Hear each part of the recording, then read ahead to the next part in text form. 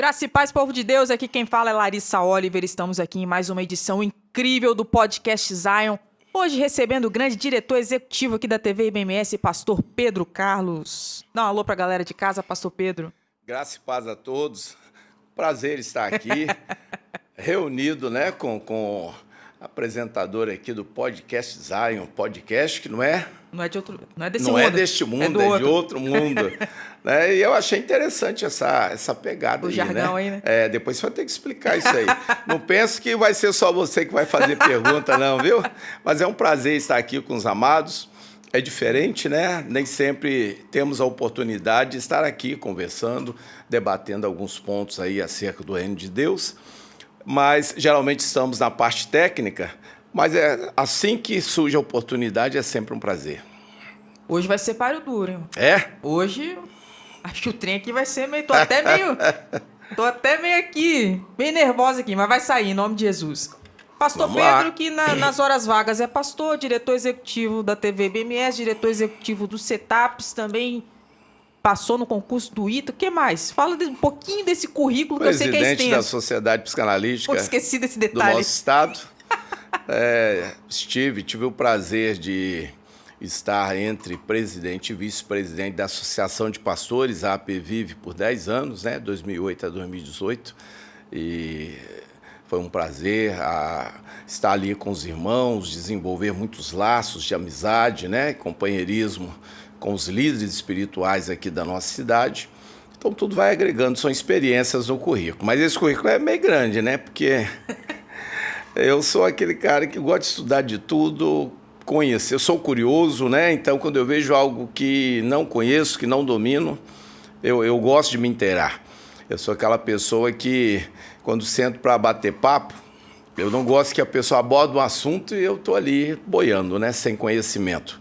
Então, eu acho que o conhecimento, ele não vai, de forma nenhuma, trazer para você algum prejuízo, algum demérito. Ao contrário, você sabendo filtrar o que é bom, todo conhecimento, né, ele te impulsiona a, no mínimo, ter uma visão do outro lado também. Não necessariamente você vai concordar com todo conhecimento que chega, com toda informação, mas conhecer essa nova informação é importante, até para ampliar esse seu critério de julgamento. Diga-se de passagem, alguns podcasts atrás, alguns episódios atrás, a gente teve aqui com a pastora Eneilda, metade do podcast dela foi ela falando do currículo do senhor, e a outra metade como uma mulher apaixonada, contando a história aí dos senhores, né, como que foi, né, até brinquei com ela, né, a questão do... O seu amor pode estar debaixo do carro ali, consertando, né? É verdade. Não vamos esquecer esse negócio de carro lá, né? Experiência que eu queria mesmo, ela me encontrando lá, no mínimo no aeroclube, né? Perto do avião, ia ficar mais bonito, né? Mais romântico.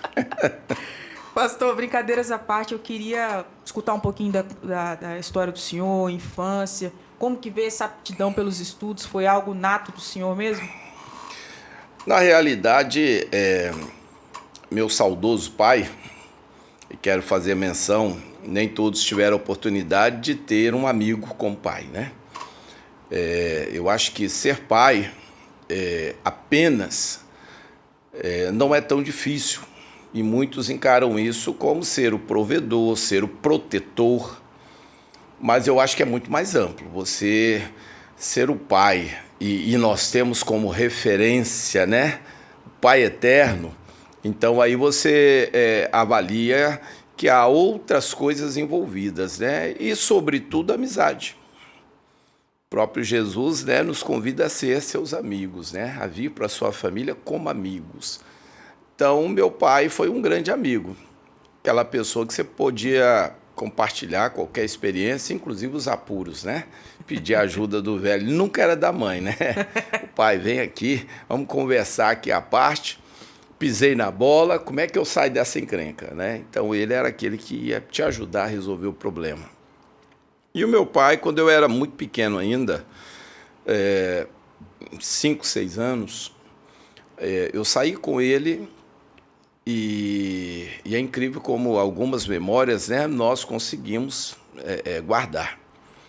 Ele sempre contou essa história minha mãe também, porque ela estava com ele neste ônibus, mas eu me lembro também dessa experiência na minha forma como criança, né? E nós estávamos no ônibus e eu estava na janela e eu vi um frigorífico. Me chamou a atenção porque havia muitos pássaros em cima. Depois fui entender que era urubus, né? Mexe com o abate de boi, então o urubu está sempre rodeando ali. E eu vi aquela imagem e gravei na mente. Quando eu cheguei em casa, aí eu pedi um papel, um lápis e estava ali desenhando. Ninguém prestou atenção no que eu estava desenhando. Mas aí meu pai, quando passou, ele olhou assim, pegou o desenho na mão, olhou, aí chamou minha mãe, né? Falou assim, Célia, olha o que esse menino desenhou com essa idade. E aí minha mãe olhou e reconheceu o lugar, né? Então, devia ser um desenho que lembrava muito o original, porque os dois reconheceram que era o lugar que nós tínhamos passado, que era esse frigorífico. E aí, já ela que conta, ele foi e falou assim, esse menino aqui não é como os demais. Eu vou investir na área de estudo com ele, né? Eu tenho certeza que tudo que eu colocar para ele estudar, ele vai aprender. E aí foi assim, né? Eu sempre fazia 2, 3 cursos de uma vez. Caramba. Ele apostou e deu certo, né? Eu tinha essa facilidade, realmente. Então, eu lembro, com 12 anos, eu tinha o meu primeiro curso de mecânica. Eu fiz um curso de mecânica EAD, e é uma coisa estranha, né? Naquela fazer época mecânica já, né? à distância, sem pôr a mão na massa. Mas com esse curso, eu passei a consertar os carros tudo do bairro. Eu montei uma oficininha lá na garagem de casa e dava certo. Com 12 anos? Consertava. E o pior, o pessoal tinha coragem de deixar o carro para me consertar, né? E aí, um amigo meu de escola veio me ajudar, era o meu ajudante lá, e nós ficávamos trabalhando. Nessa época, eu concluí também 2 cursos de eletrônica, pelas escolas internacionais e pelo Ocidental Schools, e fiz também um curso de elétrica pelo Instituto Universal Brasileiro. Então, tudo isso paralelo. E tudo eu desenvolvia. Então, na prática, eu já era mecânico, consertava o carro dos outros. Tinha uma oficina no fundo de casa onde eu consertava televisão, equipamento de som, rádio, que tinha na época. Era cheio de bugiganga lá. Eu dava conta, consertava tudo. Comecei a montar aparelhos, amplificadores. Eu lembro que o primeiro interfone que se tem notícia aqui em Vila Velha foi eu que montei, porque não existia isso aqui. Eu tinha um projeto que era de fora, então não tinha chegado interfone nas casas aqui ainda. E eu montei a nossa casa só que tinha um interfone. Aí todo mundo que passava na rua ia lá, apertava. Aí minha mãe atendia. Ah, não, desculpa, dona, eu só queria saber se esse negócio funciona. Se é verdade mesmo, que daqui de fora dá para falar aí dentro. Olha só. Ela brigava comigo. Desliga esse negócio que não dá para mim trabalhar, que esse pessoal fica me perturbando. Então, assim, eu montei uma rádio pirata na época. Que isso? E botava música então. E falava. Eu tinha 12 anos. Aí, depois fui estudar no Senai, né? Eu saía muito cedo para pegar o ônibus, 5 da madruga. Aí um dia eu vi 2 mulheres bravas, 2 vizinhas conversando. Mas eu tenho que descobrir quem é esse sujeito. Atrapalhou a minha novela ontem. E fico aquele alô, testando. A novela saiu fora do ar. Depois ele bota a música que ele quer ouvir lá. E vira aquela bagunça. Era rádio e eu pirata. ouvi e falei, caramba, estou perturbando os outros. Eu botei uma antena, né, no fundo do quintal. Então, assim, tudo que eu montava dava certo, as coisas fluíam. E eu não sabia, né? Eu falava, afinal de contas, para que lado que eu vou? Eu me dedico na mecânica, na eletrônica, na elétrica, porque tudo que eu fazia eu gostava. Eu tinha facilidade e eu gostava de criar as coisas, né? E fazia quase tudo só no EAD. Aí meu primeiro curso presencial foi no Senai. Eu quis aprimorar a parte mecânica.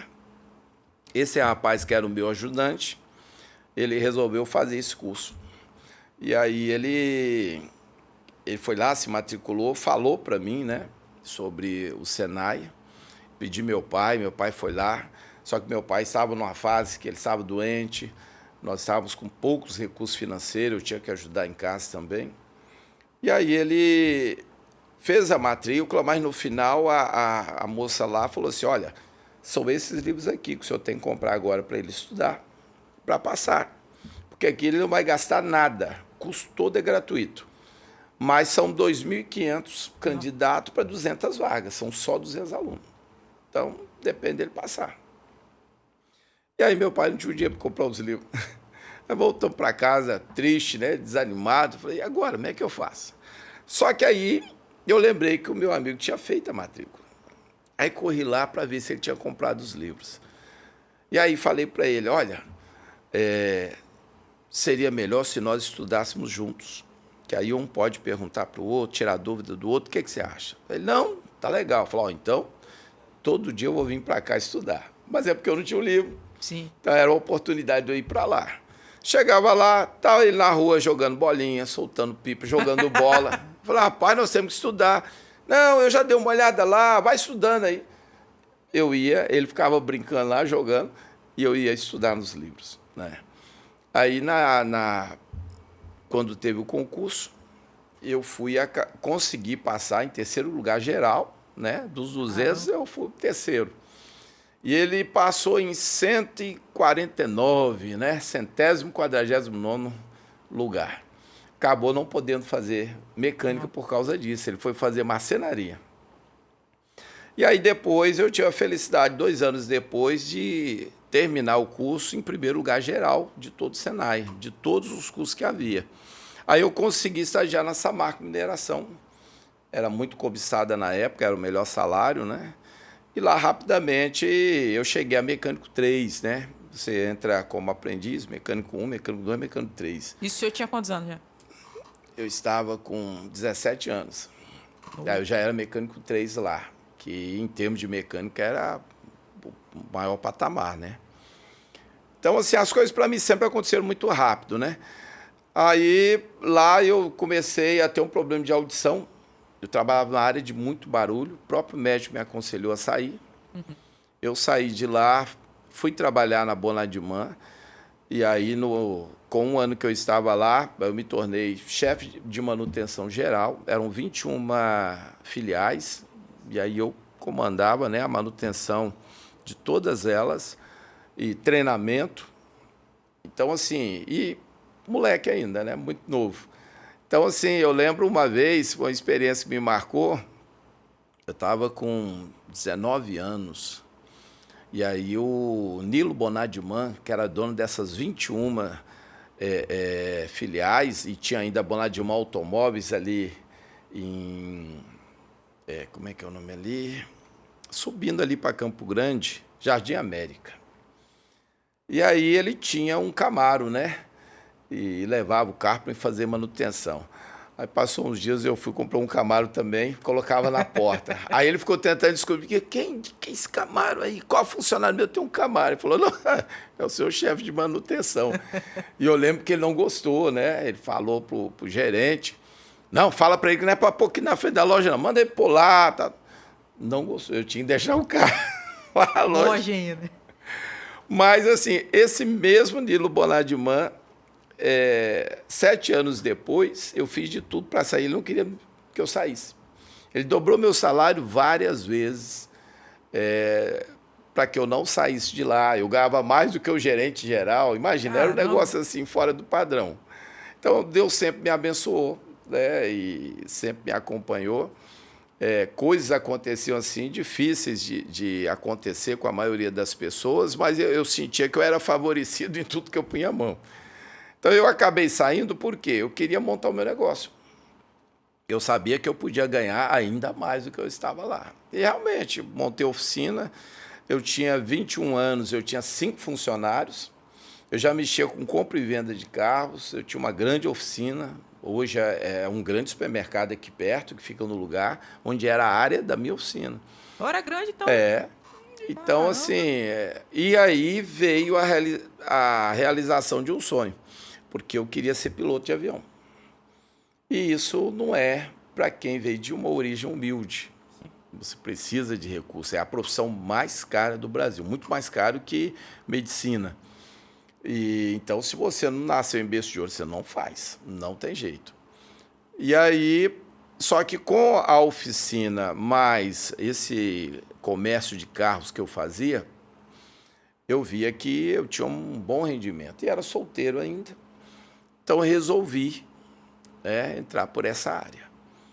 Então, eu consegui o meu brevet, pagando as horas de voo, depois tive essa felicidade, né, passar no Instituto Tecnológico da Aeronáutica, cheguei a tenente da Aeronáutica, cheguei a piloto comercial, e o meu sonho era pilotar a Boeing, né?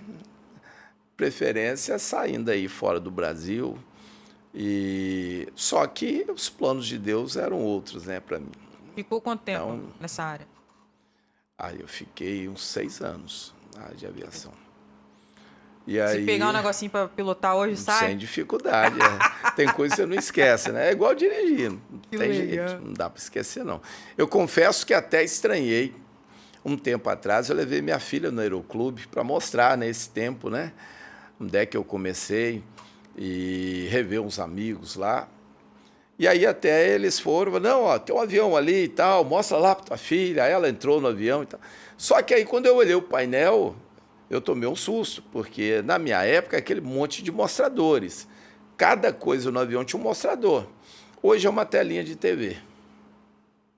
Então se tornou tudo digital, né? Como tudo que nós estamos mexendo hoje. Então é mais fácil, todos disseram, é muito mais fácil, que você concentra tudo numa tela só. Mas eu teria que fazer uma reciclagem para pegar só a leitura dos instrumentos, não como voar, como ler os instrumentos que hoje processa digital. Sim. E aí, depois de ter passado por isso tudo, recalculou a rota para onde? Aí minha vida teve uma guinada muito grande. Nessa época, eu fazendo aviação, foi quando eu conheci a digníssima, né? Tá ali cheio de sorriso. Então, Olha lá, sorriso tímido.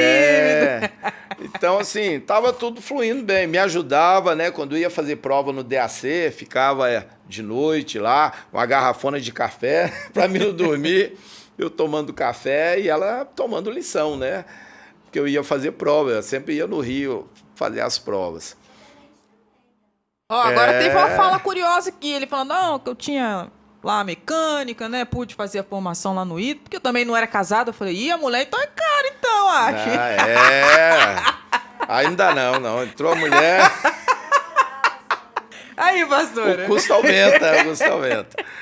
Mas aí, tava tudo indo bem. Eu tinha na época, né, um bom carro, uma Mercedes conversível, tinha oficina indo bem. Rapaz, playboy tava fazendo mesmo, aviação, então assim, tava bem. Só que aí, meu pai resolve visitar o meu irmão lá em Ribeirão Preto. Meu irmão jogou muitos anos, né, como profissional, 11 anos no exterior, então ele tinha voltado, se estabeleceu em Ribeirão Preto, um lugar muito quente. Eu estive lá várias vezes e morei também alguns anos, né, 7 anos lá. E lá é comum 42 graus lá no... setembro já bate 42 graus. O lugar é quente. É lugar de derreter asfalto, entendeu? A gente fala assim, parece brincadeira. Mas eu já deixei, eu tinha moto pesada lá na época, né? Já deixei a moto no descanso, entrava no banco, quando eu voltava a moto estava tombada quase caindo, porque o descanso afundava, o asfalto derretia, ele entrava dentro. Negócio interessante lá. Para morar, serve não. Mas aí, aí o meu pai foi lá uma vez, passou mal, teve trombose. Voltou um ano depois, ficou aqui sem problema nenhum. Voltou um ano depois, AVC. Meu Deus! Você vê como é quente o lugar. Então, teve AVC, foi internado e precisou fazer uma cirurgia às pressas que reuniu 4 especialistas, 2 de Ribeirão Preto, 2 de Campinas, que voaram para lá, urgente, fazer essa cirurgia, tudo particular. Meu Deus. E ele ficou em coma. Esse coma durou mais de 15 dias. Agora você imagina o nível da dívida que nós adquirimos. E o meu irmão, que é quem tinha mais posses na época, coitado, tinha parado de jogar, tinha bens, mas estava recomeçando a vida dele agora sem futebol. E estava tendo que vender, dispor dos bens dele para cobrir essa dívida muito alta. E aí eu achei que não era justo. Eu não, lógico, não podia comparar o que eu tinha com ele, mas o pouco que eu tinha, que era a oficina, meu carro, vendi tudo para ajudar também. Sim. E acabou, depois de 15 dias, meu pai morreu, fomos para lá, para o enterro, e a família ficou assim meio perdida, né? Imagine eu, falei, bom, o que eu tinha era oficina, né, o carro para andar, tudo, não tenho mais nada. Vou ter que recomeçar a vida do zero, sem ferramental, sem nada. E o resto da família estava assim também, desorientado, né? E ele precisando começar alguma coisa nova e sem também orientação. Tinha um restaurantezinho pequeno que não dava para manter o padrão de vida que ele tinha, então ele precisava abrir outra coisa, partir para outra coisa. E aí ele me fez o convite para, já que era para iniciar do zero, né? Por que a gente não iniciava lá? Foi aí que a coisa começou a tomar outros rumos, que aí eu tive de convencer a minha digníssima ali a essa mudança de vida, né? Já tínhamos o casamento marcado aqui, tudo certo.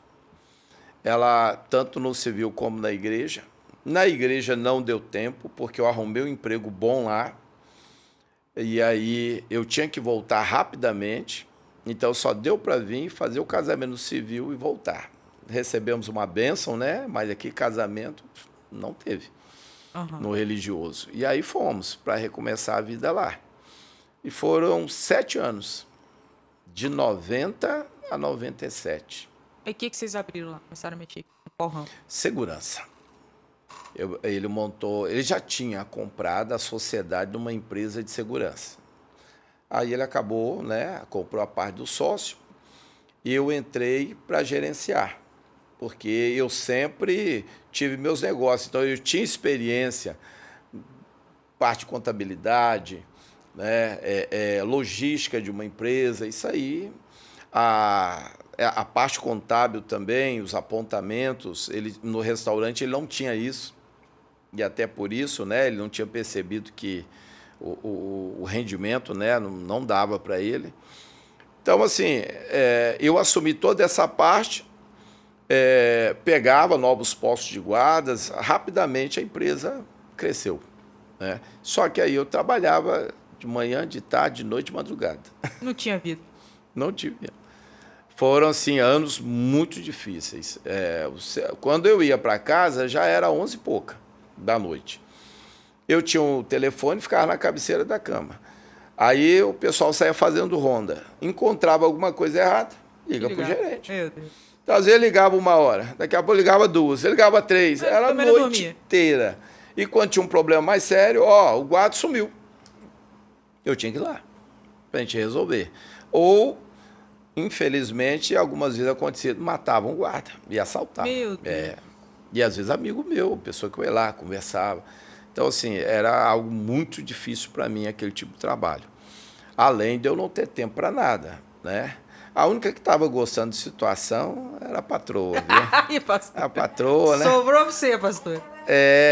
Ela me ajudava, né, a conferir essa escala dos guardas, se o guarda tinha chegado no posto e tal. Ela fazia já esse trabalho. Essa parceria começou desde lá. Só que aí, o que ela gostava, né? O dinheirinho. Nós tínhamos uma vida boa lá, né? Eu morava no Jardim Paulista, um bom apartamento, tinha carro novo, tinha moto nova. Ela estava sempre no shopping, né? Então, Ô, glória! tá tudo muito bom. Então, quando eu fui sentindo, e paralelo a isso, teve o meu encontro com Jesus, de fato. Foi nessa Eu já época, acompanhava ela aqui à igreja, mas é aquela coisa, né?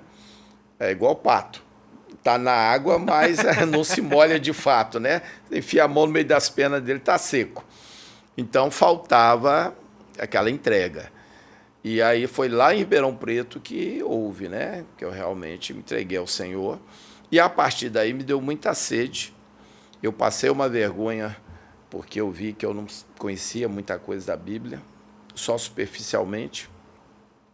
E de quase todo assunto que você abordasse, eu tinha conhecimento, já tinha estudado um monte de coisa. Mas eu percebi que, em termos de princípios do reino, eu era analfabeto ainda. E eu vi crianças tendo mais conhecimento do que eu.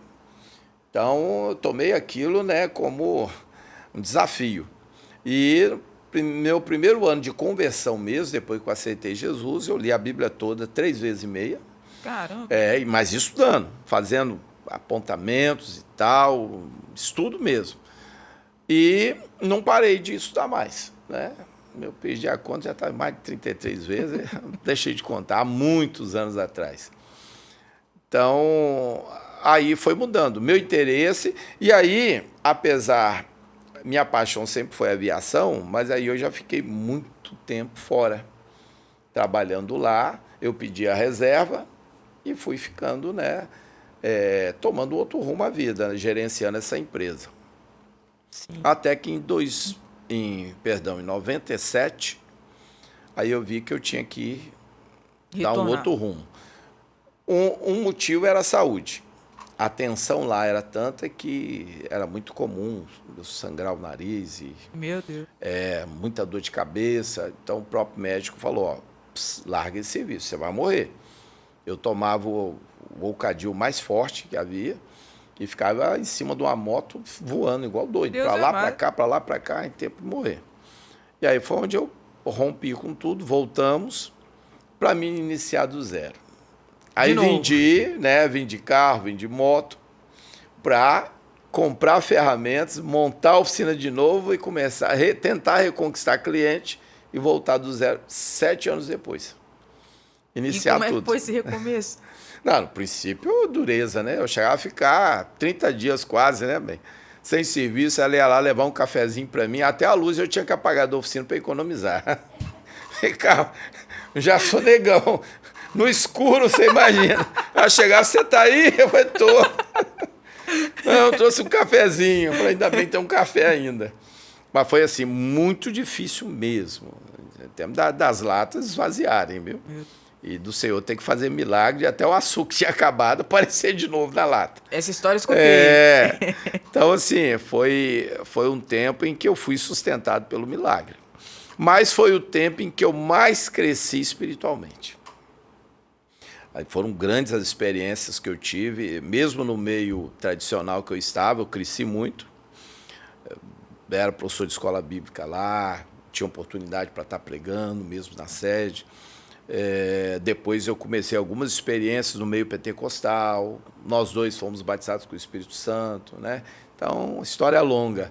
E aí fomos migrando, né, mais para a renovação. Né?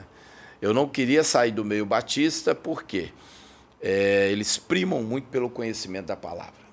E como eu avancei muito na palavra, eu ia nas igrejas e via muita bobagem sendo pregada, pessoas despreparadas pregando. Então, para mim, era difícil ver alguém que não tinha conhecimento pregando a palavra, até manipulando. Então, no meio batista, eles são muito sérios com a forma como tratam a Escritura. Mas, ao mesmo tempo, eu experimentei a unção e não queria largar mais, né? Então, quem foi batizado com o Espírito Santo não tem jeito de voltar atrás. Então, a forma que eu tive de conciliar foi ir para a renovação, porque justamente houve um cisma na Batista. Por causa disso, parte acabou tendo contato, né, com o pentecostalismo, e aí queria aquele culto mais avivado, e a tradição não permitia. E aí foi onde surgiu a CBN, né, que é a Convenção Batista Nacional, para agregar essas igrejas que já tinham essa pegada mais renovada. E aí eu migrei para o outro lado. Como começou o ministério aqui, BMS? A igreja, no caso. Aqui vem de uma experiência que, por um lado, foi muito positiva para mim. Eu devo muito ao meu pastor, né? Hoje apóstolo João Neto, porque foi ele que viu o chamado do Senhor na minha vida, né? Desde a primeira vez que eu pisei na igreja dele. Então ele viu isso, falou que Deus ia trocar as ferramentas da minha mão e travou algumas batalhas para... Eu era recém-chegado à igreja, para me colocar para pregar, para dar escola bíblica, gerou muito ciúme na igreja na época. Aí o corpo diaconal, mas eu estou aqui há muito tempo, eu não tenho essa oportunidade, né? Então começaram também, ele tinha que revezar com eles para não ficar chato, dele estar sempre me escalando, mas assim, ele sentia que eu tinha, né, esse chamado. E a primeira congregação, ele nos coloca para estar à frente. A igreja, com o prazo de 1 ano, não cabia mais gente. Aí ele conseguiu um local bem maior, porém em outro bairro. Iniciamos no Ataíde. Essa segunda já foi em Santo Inês, você vê, já tinha uma distância. Então muita gente acabou não acompanhando. Mas com 1 ano, mesmo a igreja sendo o dobro da de cá, já estava cheia de novo. Então, assim, Deus sempre confirmando. Porém, depois eu fui tendo algumas dificuldades no ministério, não por ele, mas assim por uma prima dele, né, que acompanhou a igreja, e acabou ficando na filial aqui. E eu não sei se, né, havia aquela ideia de querer assumir ali o trabalho, mas eu passei a ter algumas dificuldades e aí eu achei melhor me afastar. Eu tinha, na época, eu sempre gosto, né, de investir na igreja, sempre tive amor à obra de Deus. Então, assim, falei, tudo que nós colocamos, tudo que nós fizemos, fica para trás, né? E não queremos também que ninguém nos acompanhe. Então, deixamos a igreja bem estabilizada, mas, infelizmente, essa igreja, 3 meses depois, fechou. Meu Deus. Não foi à frente. Aí eles mandavam um ônibus para tentar levar o pessoal. Mas não deu certo. Algumas poucas ovelhas acostumaram lá na sede, mas haviam muitas outras que pararam, não estavam indo em igreja nenhuma, e sempre me cobrando, né? Só que para mim a experiência não foi legal, a forma como terminou, eu não queria mais pastorear. Ficou retraído. Aí fiquei correndo, né? Falei, por que eu não posso ser um bom crente, né? Tá só na igreja, servindo a Deus. Eu falei, não, esse negócio de pastorear, já deu, já fiz. 2 igrejas, né? Pegamos do zero. Então tá bom. Mas todo lugar que eu ia para visitar, Deus levantava alguém para puxar minha orelha. Então a primeira que nós fomos foi a Igreja Batista Canaã, no centro de Vila Velha. Aí tinha ali um nosso amigo Newton Jorge, que era o alemão lá do Rio, lembra? Alemão? Nunca vou falar, não? Não tem o complexo do alemão? É o alemão do alemão? É por causa dele. Rapaz, hoje é um era pastor, gente boa, hein? hoje é um pastor abençoado, mas o homem não era fácil, não. E aí eu tive a felicidade de conhecê-lo, né? Porque ele vinha muito aqui no ministério, né, do meu pastor. E aí, ele atendia chamados no Brasil inteiro, não parava, para dar esse testemunho, né? O testemunho dele é muito forte, muito forte. E aí, eu fui visitar a igreja dele e ele já veio com a proposta, queria que eu assumisse a igreja. Eu falei, não, e era uma igreja boa, bem estruturada. Eu falei, não quero e tal, corri. Aí, estive em mais 4 igrejas, sempre o pastor vinha, até quando terei que te chamar para minha obra? Aí fui chamar de Jonas, de tudo. Ficou sério o negócio. Eu falei, gente, e eu correndo. Então, até que eu soube que algumas das ovelhas que eu tinha resgatado tinham voltado para as coisas erradas. Meu Deus. Estavam voltando para droga, tal. Então, isso aí mexeu muito comigo. E aí pesou, né? Pesou essa responsabilidade. E aí o pessoal apoiando, eu falei, bom, então vamos tentar, vamos iniciar. Deus dava sonhos para a Eneilda sobre o local, quer dizer que era aqui. Aí eu vinha, né, por causa do sonho dela, falei, mas aqui aonde? Aí eu via aqui de frente, né, onde hoje é uma oficina, estava vazio, estava parado. O dono morava aqui, onde nós estamos hoje. Deus. Eu conversava com ele, mas ele não gostava de crente, não, né? Muito sério e tal, ele me cortava logo, nada. Não tem lugar nenhum para alugar, não. É para a igreja? Não. Aí eu falei, bom, e aí? Aí ela sonhar de novo, não, mas volta lá, porque é lá, naquele lugar. Eu vi a igreja lá. Eu falei, mas minha filha, o homem tá bravo comigo lá. Aí resolvi de novo conversar com ele. Só que pela segunda vez ele já foi mais receptivo. Ele falou assim, não, já te falei, eu não vou alugar ali não para a igreja não. Mas deixa eu te mostrar um lugar aqui. E aí resolve abrir aqui do lado, me mostrar. Esse salão estava vazio, que até então não tinha me chamado a atenção, porque sempre funcionou Correios lá. Ó só. Era a central dos Correios. Caramba. E eu achei que ainda estava funcionando, mas o Correio já tinha entregado o local. Aham. Ele foi abriu, né? Um monte de poeira e tal, mostrou, mas só dele abrir e eu olhar, era 2 ou 3 vezes o tamanho do lugar que eu estava olhando, né? E tinha com aquela galeria, né, e tal. Eu falei, opa, que o lugar é bem melhor, né? Eu falei, só que não vai dar para mim, né? Aí ele mostrou e tal, ele falou assim, se você quiser, esse local aqui eu te alugo. E aí ele falou lá um valor que não me lembro mais, acho que eram R$400 na época. Primeiro contrato nosso, 23 anos atrás. Era dinheiro naquela época. Mas aí, em cima do sonho dela, eu aceitei. Não sabia de onde ia tirar o dinheiro. Mas eu falei, mas se Deus mandou eu vim cá. E aí confirmou o sonho. O local estava aqui. E o local ideal, muito melhor do que o outro, né? O senhor estava com a oficina ainda na época ou não? Estava com a oficina. Então eu falei, então Deus vai me dar condições de pagar isso aqui. E aí, como eu já vinha comprando as coisas da igreja, né, já há algum tempo, para mim foi mais fácil, já tinha quase tudo. Tipo, mandar fazer a parte do altar e já tinha quase tudo, né? Acho que nós compramos depois só as cadeiras, o resto. Então foi rápido. Aí começamos aí 23 anos atrás, desde o início, Deus pôs a mão, a igreja cresceu muito rápido, né? Glória a Deus. Então, conseguimos resgatar aqueles que... um deles, inclusive, é pastor hoje. Glória Que foi a um Deus. dos que me motivou a voltar, né, para o ministério. E caminhou com a gente, né, um tempo, e hoje é pastor. Então, assim, graças a Deus. Deus honrou, né, esse trabalho. E aí, quando eu voltei e abri, Deus transformou, tirou aquela coisa, né, do coração, limpou tudo e desde o início até agora, né, sempre estar nos atos do Senhor sempre foi prazeroso, né? Da alegria estar na presença ali de Deus, estar ministrando, poder ajudar de alguma forma, né, as pessoas, né? Como que foi o surgimento aqui da extensão da igreja, onde nós estamos aqui, que hoje é a TV IBMS?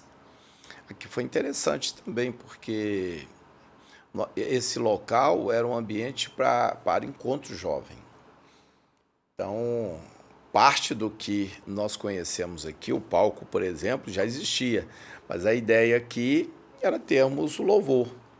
Então, eu convidava pastores, eu convidava líderes de jovens, né, pessoas para cantar, pastores para ministrar, e reunimos os nossos jovens aqui, convidávamos outros jovens. Então, era um ambiente onde nós tínhamos essa oportunidade, né? Por isso, já tinha essa parte musical.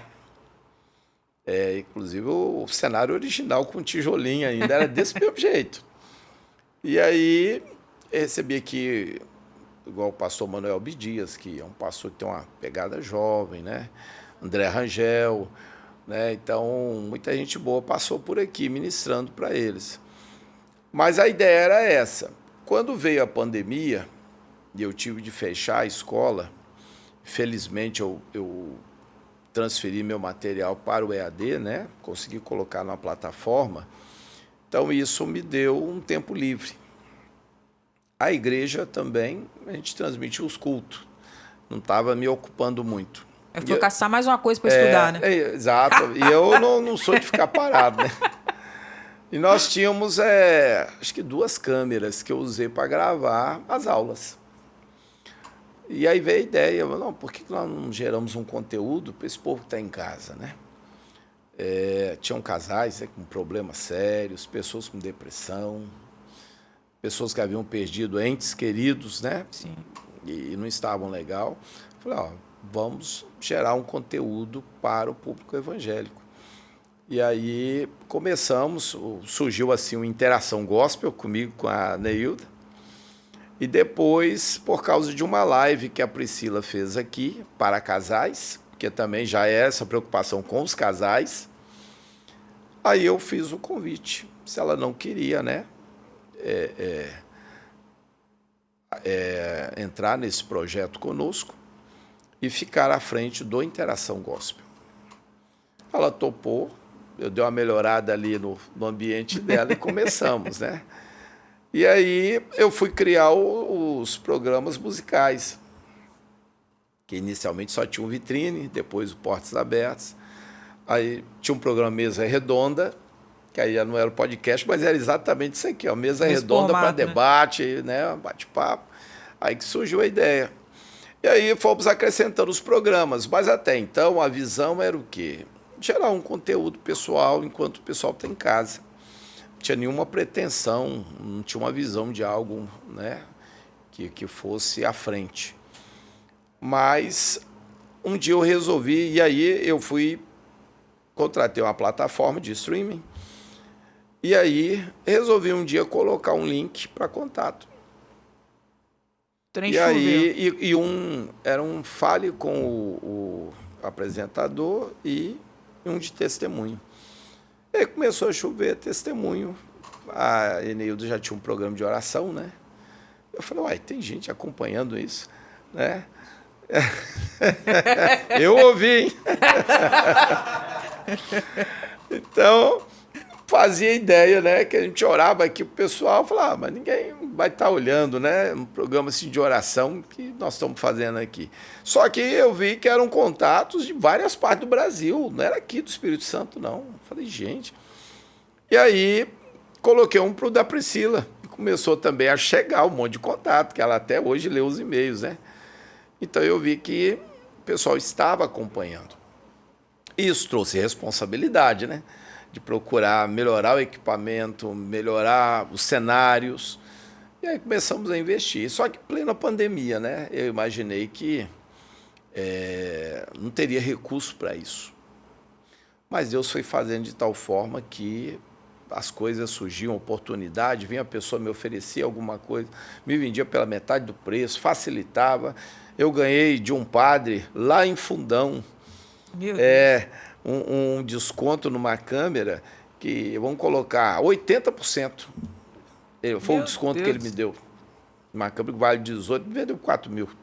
Então, assim, coisas assim que você não acredita, né? E ele chegou e falou, Deus me mandou abençoar o seu ministério. O padre, um padre franciscano, Padre Columba é o nome dele. Então, o Luan foi até comigo lá em Fundão, conheceu esse padre. Então, assim, foram várias coisas assim, acontecendo que eu vi a mão de Deus, né? Praticamente tudo que eu ia comprar, eu percebia, né? Que Deus estava na frente, facilitava. O próprio pastor Jeremias me ajudou muito. Muita coisa que tem aqui veio de lá também, né? E ele sempre me dá um apoio, me dá uma força, um desconto bom. Facilita pagamento, então foi viabilizando. Agora, se você me perguntar, mas mesmo assim, pastor, de onde veio o recurso? Não sei. Porque se pegar em 2 anos o que eu investi aqui, não tem como eu começo a fazer minha contabilidade lá das entradas de setups e falar, não foi daqui que saiu isso não. Porque o setups tem também o seu custo, tem funcionário, tem despesa. Falei, gente, não foi daqui que saiu, isso não foi daqui, foi de onde? Não sei. Apenas surgiu o desafio, eu punha na cabeça, vou comprar. Às vezes ia o Luan me acompanhando, às vezes a esposa, e ia longe para buscar alguma coisa, uma câmera, alguma coisa. Chegava lá, fazia negócio, dava certo. Então, e aí, às vezes passava no cartão, agora tem que ver como é que eu pago isso aí. Pois ia pagando. Pagando. Parece eu no fim do mês. Tá assim. Então, Não tenho a mínima ideia como é que eu consegui. A última coisa foi sistema de luz e essa trave, né? Foi chique isso daí. Que aí foi uma apresentação, foi um aluguel, uma apresentação lá da igreja. E eu olhei e falei, rapaz, esse negócio ia ficar bom lá no estúdio, né? Mas o negócio é caro, porque se você comprar isso de aço, é barato. Mas de alumínio, 25, é muito caro. E esses refletores, daqueles que eu já tinha, são baratos. Mas esse aqui, profissional, de palco, é muito caro. E aí eu falei, bom, mas não custa perguntar, né? Aí quando perguntei, o rapaz, sabe o que me falou? Olha, eu estou querendo parar com esse negócio, estou vendendo tudo. Não, pastor, nós vamos combinar. E aí realmente deu certo, né? Ele acabou deixando lá e nós fomos combinando devagar, fui pagando ele suaves, parcelado, prestações. material de construção que ele precisava, resumindo, tá pago, tá aí. Então, assim, são coisas que Deus bota a mão e o negócio funciona. Então, quando Deus está no negócio, a coisa anda. Agora, setups, porque a última conversa que a gente estava tendo aqui, na transição aí pastoral para a IBMS, o senhor estava ainda com a mecânica. Aí, de repente, mudou de área de novo, setups. E aí a mudança foi quando? Esse interesse na escritura. Então, era eu estudando sozinho, buscava alguns comentários, né, bíblicos, mas eu queria avançar. E como tem essa facilidade para estudar, aí eu fiz bacharelado em teologia. Gostei. Falei, não, quero continuar. Aí fiz o primeiro mestrado, teologia sistemática. Como eu gosto muito de história, aí depois vi que tinha um mestrado em história. Aí fiz o segundo mestrado, teologia histórica.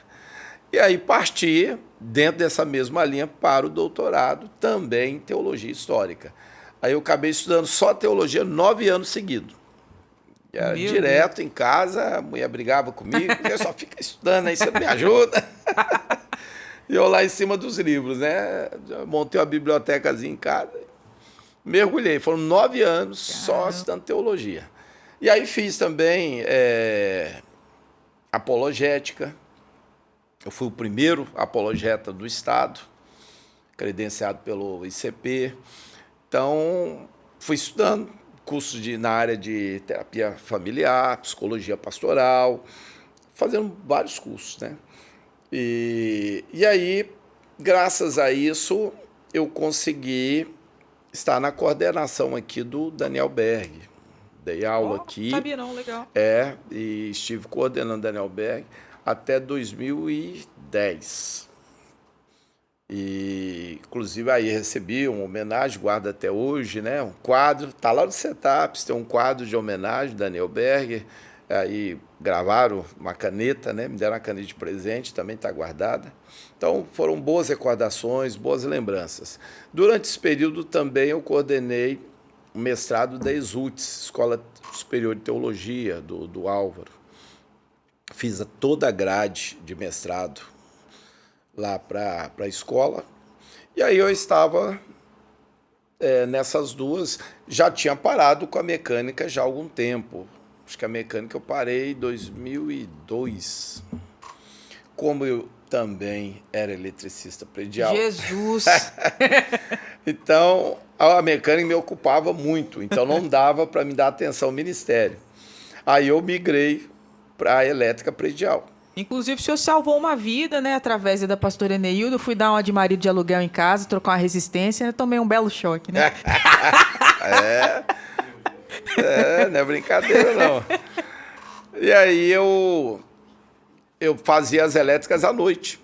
Ia lá para Praia da Costa, aqueles apartamentos, né? O pessoal gostava de fazer aquelas iluminações invocadas, era comigo mesmo. Então eu bolava aquele tipo de iluminação diferenciada e trabalhava de noite. Minha esposa ia comigo lá, a gente ficava à noite trabalhando lá. Era minha ajudante, me dando ferramenta. O senhor sabe fazer tudo, só não soube ainda fazer papel moeda impresso, né? O resto sabe tudo. E estudando, né? Porque tem um curioso, né? Não, eu gosto de aprender mesmo, fazer o curso, tudo comando figurino. E aí eu fui... complementava a renda com os 2 seminários. Então, era elétrica e os 2 seminários para complementar a renda. E aí um dia eu fui visitar minha mãe. Ela tinha tido com minha irmã uma fábrica de bombons. E aí ela tinha fechado, quase um mês que ela tinha fechado, parado o negócio. E era exatamente onde é aquela sala de baixo dos setups. E aí ela morava em cima daquele escritório lá no fundo. Então, quando eu estava subindo a escada para visitá-la, Deus me levou a olhar de lado para aquele ambiente. E quando eu olhei, eu vi uma sala de aula funcionando, eu dando aula naquele lugar. Meu Deus. Um negócio mais estranho assim. Eu olhei e falei, gente. Aí perguntei para minha mãe, falou, mãe, aquele lá está alugado? Ela falou, não entreguei a chave ainda. Estou esperando vencer o mês, quero pagar esse último mês, entregar tudo certinho e tal. Falei, rapaz, eu tinha uma visão aqui, uma escola funcionando ali, eu estava dando aula, estava cheio de aluno ali. Ela, é mesmo? Eu falei, é. Ela falou assim, você quer que eu pergunte para a dona se ela não te aluga? Aí fiquei na dúvida assim, não, pergunta, vai que Deus está mostrando alguma coisa. Só que ela foi perguntar para o esposo dela. E ele disse, não, já aluguei, e era justamente um senhor que já estava aí antes, ele vai voltar. Então já está tudo certo. Aí ela falou para mim, eu falei, bom, então, é de Deus, né? Vou tirar isso da cabeça. Só que aí quando foi no outro dia, ela entrou em contato comigo, minha mãe, e falou assim, conversei com a Mila, que era como ela chamava a senhora, e ela disse o seguinte, não, se o pastor teve uma visão com isso aqui, isso é de Deus, e eu quero que abençoe o meu imóvel. A senhora não me entregou a chave ainda. Então, para todo efeito, o aluguel é da senhora ainda. Então eu vou lá, vou dizer para ele que a senhora desistiu de entregar o ponto. Vai continuar com o ponto. Você acredita que ela foi lá, desautorizou o marido, foi lá e avisou para o homem que minha mãe não ia sair mais. E aí repassou o aluguel para mim. E o setup nasceu assim. Fui lá, o local era muito feio, porque o teto era chapisco, o chão, aquele caco de cerâmica, horrível, tudo feio. E aí, né, a minha esposa, né, mas isso aqui, essa garagem aqui que você vai montar a escola, essa coisa horrorosa. Deus mandou aqui, vamos começar aqui. Aí deu uma melhorada lá, como deu, coloquei umas divisórias, deu uma melhorada e lancei o curso de teologia. Primeira turma nossa tinha 35 alunos, só no bacharel em teologia. Eu montei um curso de teologia bíblica, tinha 40 alunos, que funcionava no sábado. Montei terapia familiar, 28 alunos, foi tudo assim. Primeira vez, eu nunca vi um negócio desse. Setups nasceu assim, de vento em popa. Nunca fiquei sem alunos. Eu não tinha psicanálise na época. Todos os cursos, seminário, fiz seminário de batalha espiritual, de cura interior, dava gente no corredor. Um negócio assim fantástico. E aí que eu comecei a mexer, a arrumar, né, devagarinho. E pouco a pouco foi tomando aquela forma. Mas ali foi algo de Deus mesmo. É por isso que eu não tiro teologia. Hoje eu não ganho um tostão com teologia nos setups. Eu mantenho teologia porque nasceu com teologia ali. E Deus me apontou o lugar. Então eu entendo o papel da psicanálise hoje como mais uma ferramenta. E fico feliz porque muitos pastores, né, acordaram para isso, estão se capacitando, líderes, né? Tem muito líder ali de casal, vários segmentos, né, que lidam com pessoas, né, têm buscado este conhecimento, essa ferramenta. E eu louvo a Deus por isso. Eu entendo o papel da psicanálise, mas assim, jamais vou desprezar a teologia, jamais vou desprezar a minha raiz lá na teologia. Nasceu com a teologia e vai continuar até o final. Qual que é a próxima formação agora? Vai arrumar mais uma? Vai arrumar mais uma formação agora? Mas aí isso é muita coisa, né? Aí se continuar, depois da teologia, aí eu fiz psicanálise, eu fiz neurociência. Meu pai. Eu fiz neurolinguística, né? Então, assim, eu não parei, não. Fiz terapia cognitivo-comportamental. Não paro, não. inteligência emocional. O lápis do homem é grande, hein? Aí continua Umas 10 estudando. páginas aí pra começar a conversa. Mas Rapaz. E depois que eu fiz a neurociência e entendi que se você para de aprender, você está dando um comando para si mesmo de que você não precisa utilizar mais todo o seu potencial. Então, o teu cérebro começa a regredir. Você não pode parar de aprender. É onde você vê a diferença de um lavrador ou de um operário que aposenta e quer curtir a aposentadoria e logo, poucos anos depois, está com Alzheimer, envelhecimento precoce, alguns avanços até para esquizofrenia, uma série de problemas que são naturais da terceira idade. Mas são naturais porque o sujeito colocou na cabeça da terceira idade, ele está aposentado, não é para fazer nada, é só para descansar. Aqueles que rompem com esse paradigma e continuam estudando, continuam adquirindo novos conhecimentos, a mente permanece funcional da mesma forma. Então você vê aí políticos estão aí decidindo os rumos da nossa nação, olha a idade deles. Você vê os maiores cientistas, olha a idade deles. Então, os médicos hoje estão descobrindo curas para uma série de doenças aí, olha a idade. Ganhou o prêmio Nobel agora de medicina, o camarada ele está com 81 anos. Meu Deus. Então, é a idade que muitos estão aí com já patologias, né, naturais dessa idade. Mas esse natural ele é falso. É como se fosse para nós aceitarmos isso. Não é. A tua mente tem um potencial incrível, mas você precisa fazer o quê? Estar reciclando. Você não pode parar de adicionar conhecimentos. Então, isso aí também é um segredo, né? Tá sempre se capacitando. Exatamente. Então, se você parou aqui essa área, abra outra. Ah, me aposentei aqui, então vai fazer outra coisa. Continua. Porque é isso que vai te dar qualidade de vida. Né? Agora eu quero chamar um cara que não precisou ter 81 anos nem ganhar um Nobel para ter um notório saber. Grande e querido oráculo.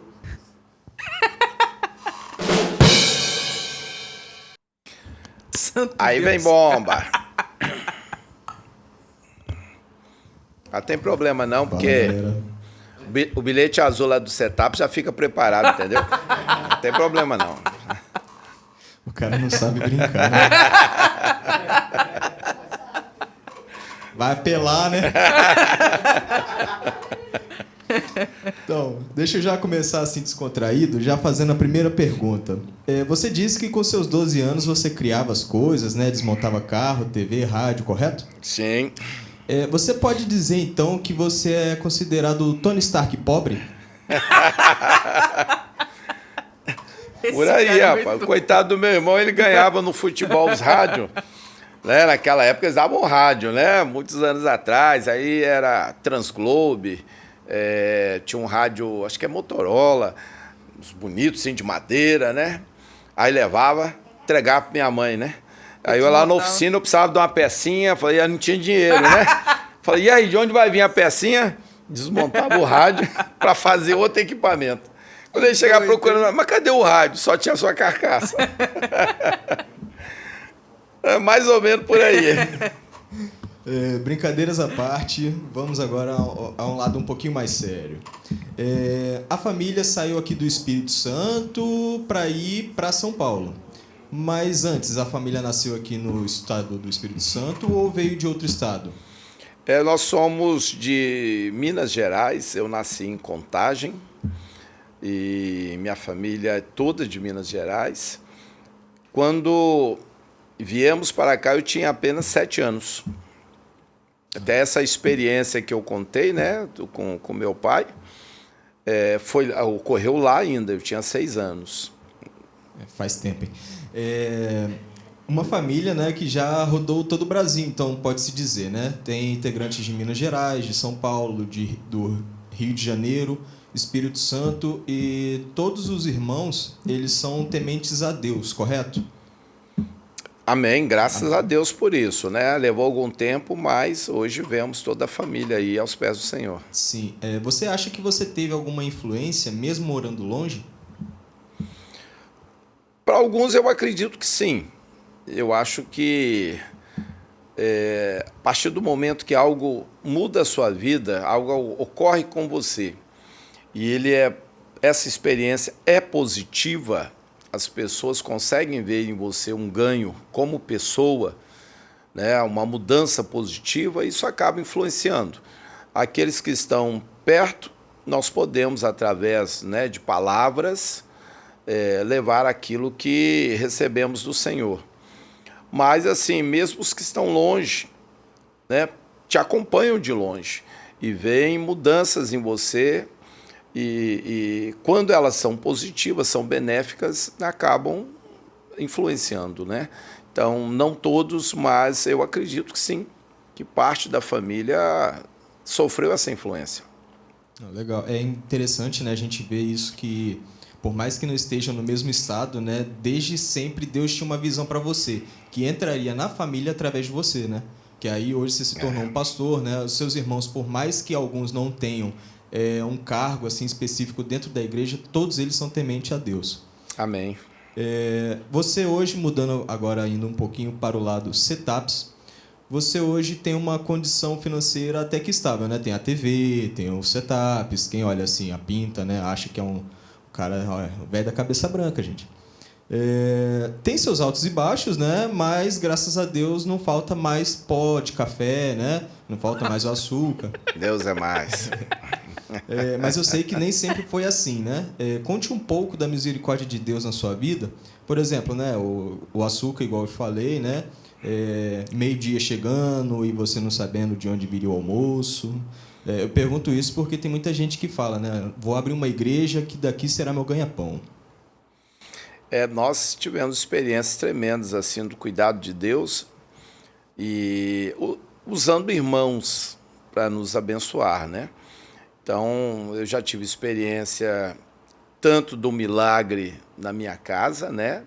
Como eu falei, saí de manhã triste porque não tinha nem o açúcar para fazer o café. Fui trabalhar. Minha esposa acorda mais tarde e a vasilha de açúcar era uma só, então não dá para dizer o açúcar estava em outra vasilha, só havia uma para o açúcar. Tinha dinheiro nem para vasilha. E ela me chega com o café na oficina, né? Eu falei, mas de onde veio esse café? Ué, fiz o café. Vi que você não tinha feito, fiz o café. Mas fez o café como se não havia açúcar? Não tinha açúcar. Falei, não tinha, não tinha. Eu precisei ir lá e olhar com os meus olhos, porque eu tinha certeza que estava vazia. Eu deixei a água lá, tive que desligar o fogo, não tinha. Então, de onde veio? Só morávamos nós dois, né? Então, assim, e eu vi esse cuidado do Senhor várias vezes. Houve dias, assim, que não tínhamos nada na despensa. E aí ficávamos orando, na dependência mesmo de Deus. E aí eu ia para a oficina, o Senhor envia lá um cliente, pelo amor de Deus, um carrinho para me ajudar, né? Que eu não tenho nada, acabou tudo. Só que daqui a pouco a experiência era outra. Deus não enviava o carro, mas enviava alguém lá em casa com uma compra completa, com tudo. Aí ela toda alegre, falou, olha, meu pai trouxe a compra. Não sei quem trouxe a compra. Então foi abençoado por irmão, foi abençoado por minha mãe, né? Então, assim, sem falar nada, nós nunca comentamos, nunca murmuramos. Então, assim, nossos desertos foram passados em casa ali, dentro de 4 paredes. Eu nunca pedi nada, nunca nem comentava. Tá faltando alguma coisa em casa. Mas o Senhor, em oração, né, era a quem nós recorríamos, né, e esperávamos. E Ele sempre proveu, nunca nos decepcionou. Então, assim, mesmo quando eu não tinha dinheiro, eu passei muito bem. E confesso para você que teve períodos, por exemplo, de Natal, que quando eu não tinha nada, eu passava melhor do que hoje. Porque aparecia um irmão, levava um peru, aparecia o outro, levava um tender, um pernil. Tinha então variedade, todo mundo, né, queria me abençoar. Eu falei, rapaz, aí não tinha nada para fazer a ceia, daqui a pouco eu estava comendo igual Marajá, né? Então, hoje eu já não tenho essa preocupação, esse cuidado todo, né? Então, quando era tempo de deserto, por incrível que pareça, foi como Elias, né? Tinha banquete todo dia. Legal, legal. Agora o momento merchan. Você parou de estudar? Você está fazendo algum curso ainda? Qual foi o curso mais recente que você fez?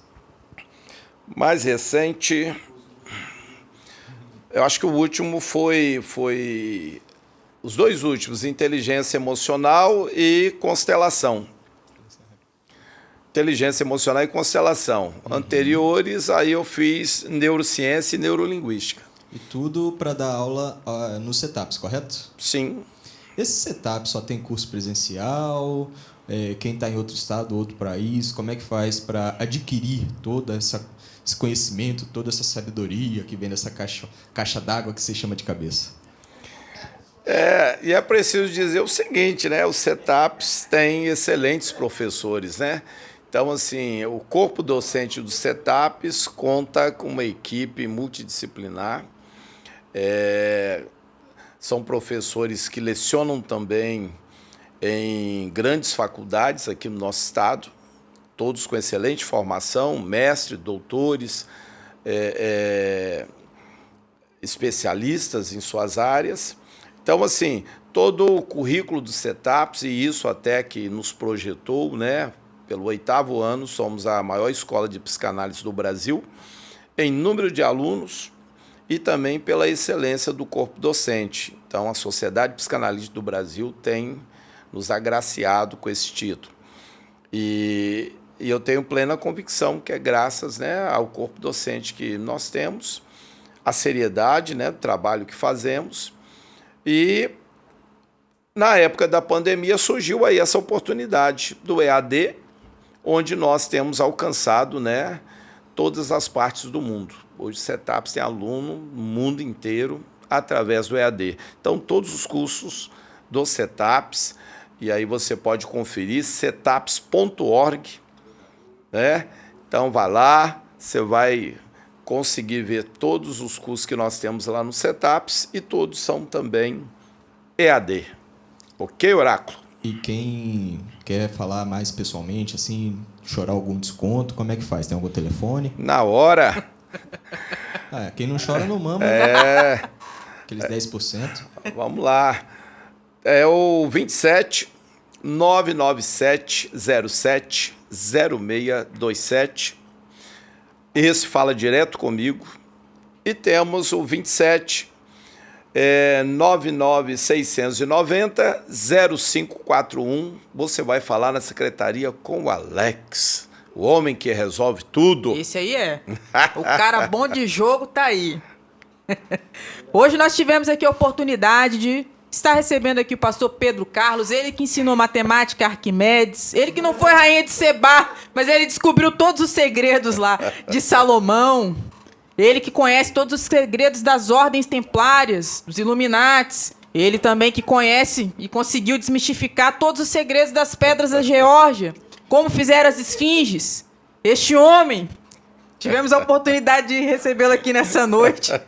Ele que desmistificou todos esses mistérios, está aqui conosco, falando um pouquinho, dando um pouquinho da sua sabedoria aqui nessa noite. Pastor, brincadeiras à parte, muito obrigada pela sua presença. Foi um grande prazer, uma satisfação, viu? Estamos à disposição. Precisar vir cá para um bate-papo assim ungido, é só chamar. Eu, assim, sou uma grande admiradora. O pastor sempre tem uma palavra de sabedoria, assim como a pastora sempre tem um direcionamento do céu, né, para nos dar. Então, assim, pessoas que a gente sabe que tem uma palavra de sabedoria, a gente gosta de sentar para poder ouvir, aprender e crescer no reino. Muito obrigada realmente pela sua presença aqui nessa noite. Eu que agradeço. Você que está em casa, muito obrigada pela sua companhia. Não deixe de assistir na íntegra, porque o cara que ensinou Arquimedes Matemática simplesmente palestrou conosco aqui 1 hora no podcast Zion. Então, você dá uma voltinha aí, assiste de novo, porque sempre você vai aprender algo novo. Lembrando também que é muito interessante, aos 12 anos, pastor Pedro, para você que não sabe, de uma forma profética, já apontava para a inteligência artificial através ali, ó, do radinho Motorola.